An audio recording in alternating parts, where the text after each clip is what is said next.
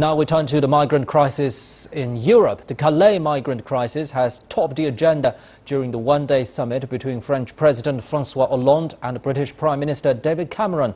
Thursday's talks came as fears mount of a possible British exit from the European Union. Kate Parkinson reports.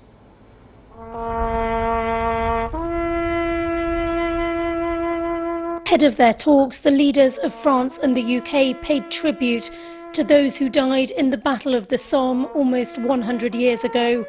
It was a symbolic moment meant to highlight the enduring relationship between the two countries. Throughout the last century, Britain and France stood shoulder to shoulder in the defence of our values and our way of life, and we do so again today. The French and British leaders both want the UK to remain part of the European Union. French President François Hollande warned of consequences if the UK votes to leave in a June referendum. Earlier, France's economy minister suggested one of those consequences could be that France-UK border controls in Calais, allowing thousands of migrants to enter England. Leave campaigners in the UK dismissed the Calais claims as scaremongering, while Cameron announced a further £17 million, around $24 million, to help French authorities deal with migrants trying to get to the UK from northern France.